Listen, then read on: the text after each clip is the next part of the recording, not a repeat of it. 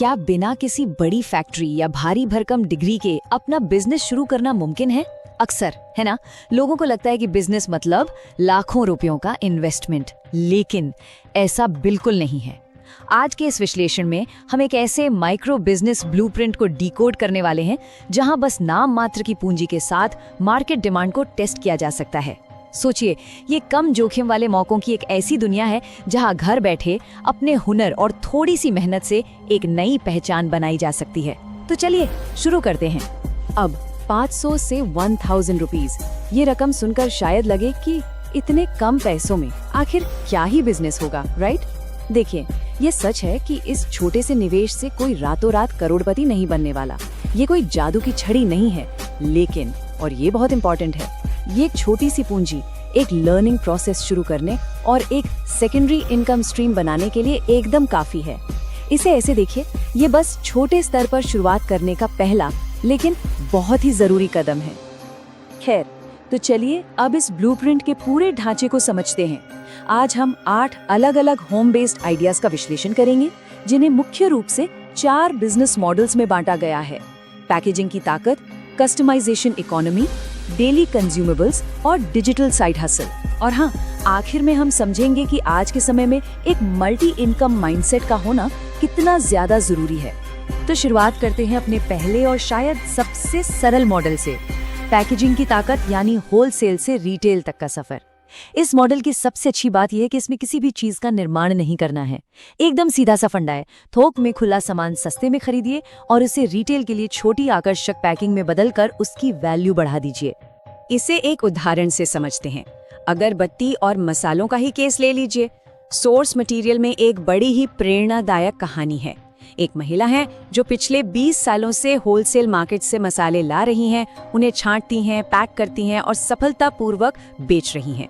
20 साल! इसी तरह थोक में अगरबत्ती खरीदकर उनके 50 या 100 ग्राम के पैकेट बनाकर मंदिरों के आसपास आसानी से बेचे जा सकते हैं। और यहाँ एक प्रो टिप याद रखने वाली है, इन पारदर्शी बैग्स में स्टेपलर का इस्तेमाल करने से बचना चाहिए। इसके बजाय एक सीलिंग मशीन का इस्तेमाल करने से प्रोडक्ट को एक बहुत ही साफ और प्रोफेशनल लुक मिलता है। अब देखिए, ये पूरी प्रक्रिया सिर्फ 4 बहुत ही आसान स्टेप्स में काम करती है। स्टेप 1, थोक में खुला सामान खरीदना। स्टेप 2, उसे साइज और क्वालिटी के हिसाब से अच्छे से छांटना। स्टेप 3, 50 से 200 ग्राम के ट्रांसपेरेंट बैग्स में उन्हें पैक करना। और आखिरी स्टेप 4, लोकल जनरल स्टोर्स में जाकर उसे डिस्ट्रीब्यूट करना। मतलब ये सच में एक ऐसा काम है जिसे घर के एक छोटे से कोने से भी बहुत ही आराम से मैनेज किया जा सकता है। अब सवाल ये उठता है कि इस पूरे मॉडल की सफलता का राज आखिर है क्या? तो इसका जवाब है वॉल्यूम बेस्ड प्रॉफिट। होता क्या है कि अगरबत्ती या मसालों पर प्रति पैकेट प्रॉफिट मार्जिन शुरुआत में बहुत ही कम होता है, एकदम नाम मात्र। लेकिन क्योंकि ये ऐसी चीजें हैं जो हर घर में रोज इस्तेमाल होती हैं, इनकी खपत लगातार होती रहती है। तो जब यही छोटे मार्जिन वाले पैकेट्स भारी मात्रा में बिकते हैं ना, तो वो छोटा सा मार्जिन जुड़ जुड़कर एक बहुत बड़े मुनाफे में बदल जाता है। खैर, होलसेल की दुनिया से अब आगे बढ़ते हैं हमारे दूसरे मॉडल की तरफ, कस्टमाइजेशन इकोनॉमी यानी उत्पादों में कलात्मक वैल्यू जोड़ना। ये पूरी कैटेगरी ना क्रिएटिविटी पर टिकी है।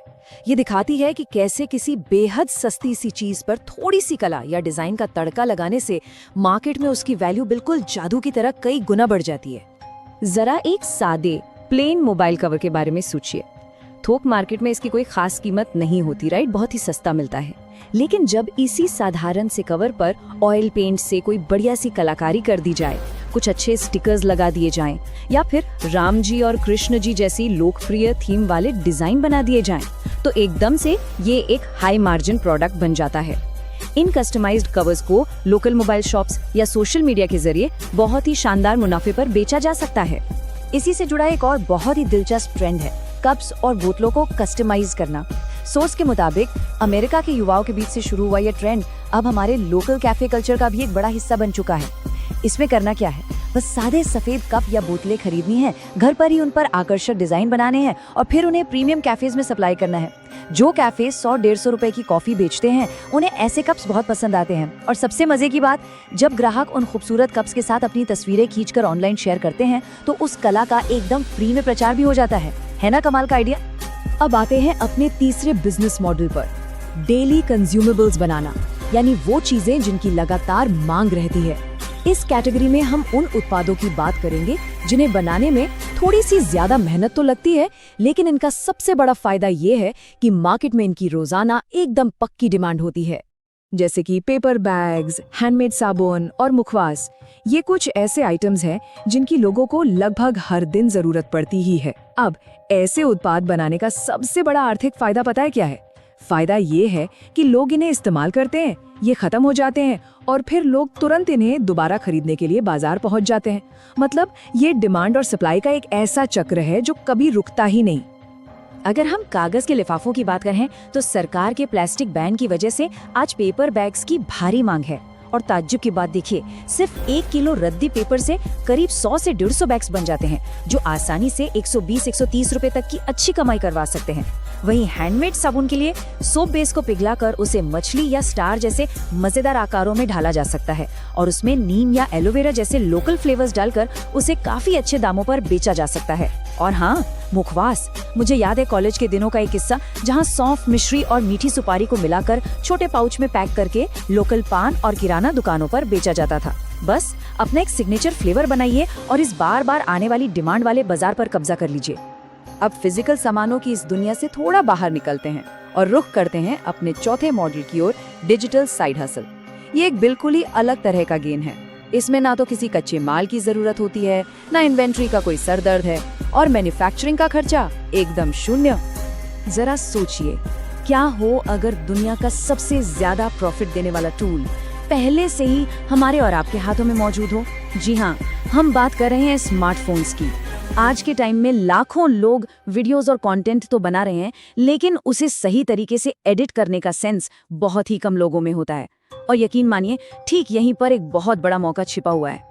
देखिए, आज के इस डिजिटल दौर में शॉर्ट वीडियो या रील्स एडिटिंग की डिमांड आसमान छू रही है। किसी का जन्मदिन हो, सालगिरह हो या फिर किसी ब्रांड को अपना प्रमोशन करना हो, सबको शानदार एडिटेड वीडियोस चाहिए।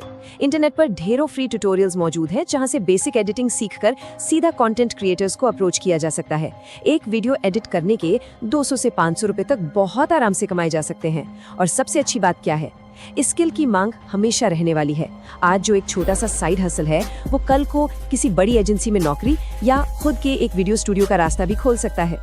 तो इन सभी 8 बेहतरीन माइक्रो बिजनेस आइडियाज को जानने के बाद अब वक्त है उस सबसे जरूरी फिलॉसफी को समझने का जो इन सब के पीछे एक मजबूत नींव की तरह काम करती है, और वो है मल्टी इनकम माइंडसेट।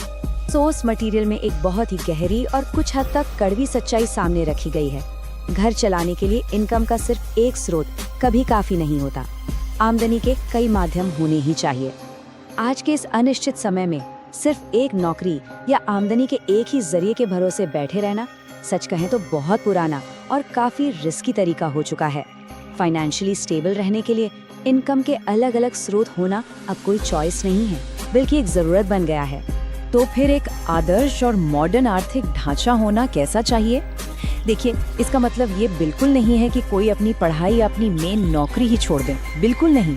इसके बजाय अपनी प्राइमरी जॉब को 50%, किसी फिजिकल माइक्रो बिजनेस को 25% और डिजिटल हसल को बाकी 25% का हिस्सा बनाकर एक बेहद मजबूत और सुरक्षित फाइनेंशियल शील्ड तैयार की जा सकती है। एकदम परफेक्ट बैलेंस। तो अब अंत में खुद से पूछने वाली सबसे बड़ी बात यह है, आर्थिक आजादी की तरफ पहला कदम कौन सा माइक्रो बिजनेस होने वाला है? आज के इस विश्लेषण का बस एक ही मकसद है कि इनमें से कोई एक आइडिया चुना जाए, उसे छोटे स्तर पर टेस्ट किया जाए और बिना किसी बड़े जोखिम के बस शुरुआत की जाए। क्योंकि याद रखिए, ये छोटे छोटे कदम ही कल की बड़ी सफलताओं की नींव रखते हैं। ब्लूप्रिंट तो अब सामने है, जानकारी भी मिल गई, लेकिन क्या अब उस पर एक्शन लिया जाएगा?